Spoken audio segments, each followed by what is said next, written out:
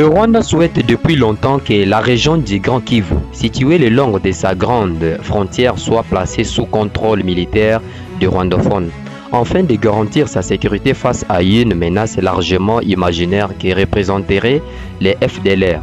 Cette vision stratégique est souvent désignée par Kigali comme un couloir de sécurité, une revendication ancienne remontant à l'époque du CNDF. Lorsque Kigali parle de garanties sécuritaires, il s'agit en réalité pour le Rwanda de faire intégrer les rebelles rwandophones dans l'armée congolaise et de céder le contrôle militaire de ces territoires à leur profit. Le Rwanda cherche à s'assurer que ceux qui dirigent les opérations militaires dans cette région du Grand Kivu soient ses alliés, agissant sous son influence et avec son approbation. Le fédéralisme aujourd'hui promu par l'M23 et le directeur de cabinet de Moïse Katumbi s'inscrit parfaitement dans cette logique. Instaurer une autonomie régionale qui permettrait à ces groupes armés de contrôler militairement et administrativement les territoires sous prétexte d'assurer la protection exclusive des populations rwandophones. Bertrand Bisimwa, leader du M23, a été clair à ce sujet lors de sa récente intervention où il a adopté la déclaration d'Olivier Kamita, tout proche de Moïse Katumbi. Pour bien comprendre cette approche, il faut la placer dans son contexte, en tenant compte des demandes actuelles du M23 et des discussions répétées des autorités rwandaises. Si le fédéralisme n'est pas en soi une mauvaise idée, d'autant plus qu'il fut autrefois soutenu par l'UDPS à l'époque de Mobutu, la question qui se pose aujourd'hui porte sur les véritables objectifs et motivations de ceux qui les défendent. Dans un contexte de fragilité sociale et de cohésion nationale déjà affaiblie, au nom d'un idéal d'autonomie et de creuser davantage les inégalités et de nourrir les divisions, en permettant à certaines régions à se développer au détriment d'autres qui manquent cruellement d'infrastructures de base et ne disposent pas des ressources adéquates pour s'autosuffire. Et vous, qu'en pensez-vous? Votre avis nous intéresse. Ceci est un débat citoyen que nous vous lançons. Je suis contre le fédéralisme. Cette posture n'est pas une réponse par réflexe, mais une position de conviction qui prône en compte notre histoire depuis l'accession à l'indépendance ainsi que les crises qui ont émaillé notre pays avant l'avènement de la Constitution du 18 février 2006.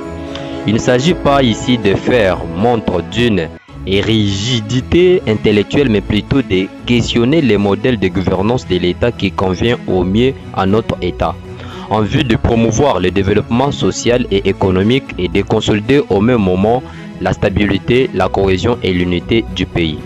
Aujourd'hui, notre État est dans un régionalisme constitutionnel résultant d'une symbiose entre les tenants du fédéralisme et ceux de l'unitarisme, ce qui finalement a donné naissance à un État unitaire fortement décentralisé. Pouvons-nous nous permettre présentement de faire le procès de la décentralisation et partant de la loi sur la libre administration des provinces dès l'instant où elle n'a pas été appliquée? Je pense qu'il nous sied plutôt d'appliquer totalement la décentralisation telle que prévue dans notre constitution ainsi que les lois y afférentes. Si la décentralisation a été perçue à tort dans notre société comme la politique de chacun chez soi, qu'en sera-t-il du fédéralisme? Le niveau de maturité de notre société ne permet aucunement une telle option à ce stade. La forme actuelle de notre État est la résultante du pacte républicain de Sainte-City qui malheureusement a ses jours profondément altéré en vue d'une stabilité profonde et pérenne de notre État.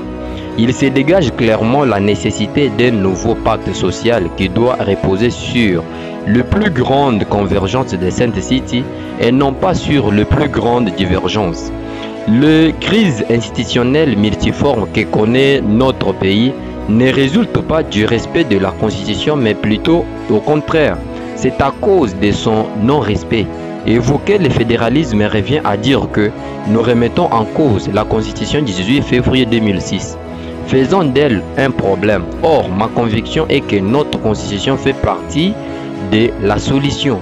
En appliquant strictement les prescrits de notre Constitution, des lois qui en découlent dans l'esprit et dans la lettre, notre pays, l'RDC, connaîtra inéluctablement la stabilité politique, la cohésion nationale et un développement intégral. Pour l'homme politique congolais, tout ce qui s'est fait sans lui est immédiatement jugé illégitime. Il veut être au centre de chaque initiative, comme si rien ne pouvait être validé sans son accord. Les combles, c'est qu'il réclame le fédéralisme tout en s'opposant farouchement à toute révision constitutionnelle, oubliant que la forme de l'État ne peut être modifiée qu'à travers l'adoption d'une nouvelle constitution. C'est que certains jugent inacceptable aujourd'hui, ils les revendiqueront demain une fois au pouvoir. Nous avons vécu le même scénario avec l'UDPS. Farouchement opposé à toute modification de la constitution sous Kabila, elle propose aujourd'hui des changements encore plus profonds. En réalité, ils défendent une idée que lorsqu'ils en ont le contrôle, ce n'est pas une question de principe, mais d'intérêt. Dans notre univers politique, on ne mène presque jamais des véritables débats d'idées. Ce qui compte avant tout, c'est la personne qui propose. On attaque d'abord l'individu, puis on accepte ou on rejette sa proposition en fonction de ses opinions, de son camp ou de son passé. Rarement sur le fond, l'analyse critique et la réflexion approfondie sont souvent sacrifiées au profit des postures partisanes.